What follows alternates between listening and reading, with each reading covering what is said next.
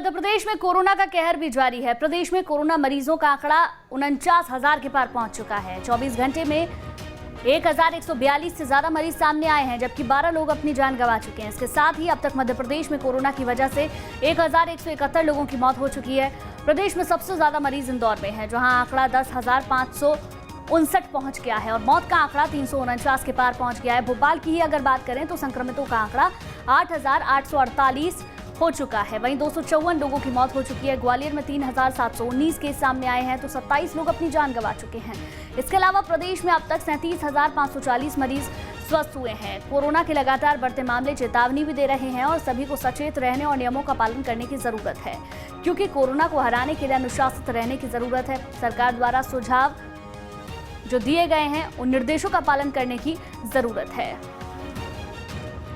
शुभम हमारे संवाददाता ज्यादा जानकारी के साथ लगातार हमारे साथ लाइव बने हुए हैं। शुभम, जिस तेजी के साथ मध्य प्रदेश में आंकड़े बढ़ते जा रहे हैं, कहीं ना कहीं वो सचेत करने की कोशिश कर रहे हैं कि आने वाला वक्त बहुत खराब है, क्योंकि सरकार अपनी ओर से जितने कदम उठा सकती थी उठा चुकी है। अब सरकार ने भी सारी चीजें आम जनता के ऊपर छोड़ दिया है।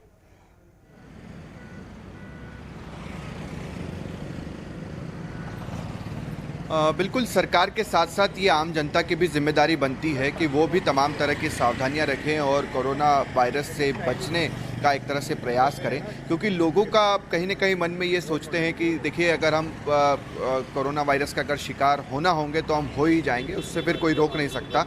ये बात अलग है, क्योंकि लोग ये सोचते हैं कि जब मुख्यमंत्री संक्रमित हो गए, मंत्री संक्रमित हो रहे हैं तो फिर हम क्या चीज़ें, मगर आप सावधानियां तो कम से कम आपको बरतना ही चाहिए। उसके बाद फिर जो होना होगा वो बात की बात है। मगर शुरुआत में जो गाइडलाइन जारी की गई है WHO की ओर से, सरकार की ओर से, कि आप सोशल डिस्टेंसिंग रखें, मास्क लगातार लगा कर रखें, तो ये सारी चीज़ें अगर लोग करते हैं तो संक्रमण से ज़रूर बच सकते हैं। मगर ये बात सच है कि मध्य प्रदेश में भी कोरोना के अब मामले जो हैं पिछले 4-5 महीनों के मुकाबले बढ़ते जा रहे हैं। लेकिन शुभम, अगर पिछले दिनों को हम देखें, जब तक अनलॉक था तो कहीं ना कहीं आम जनता के मन में भी ये बात बैठी हुई थी कि कोरोना का संकट अभी बहुत ज्यादा है। अब अनलॉक हो गया तो आम जनता लापरवाह हो गई है और बिल्कुल जैसे आम दिनों में बाजार खुलते हैं, आम जनता बाहर निकलती है, वैसी ही तस्वीरें अब देखने को मिल रही हैं।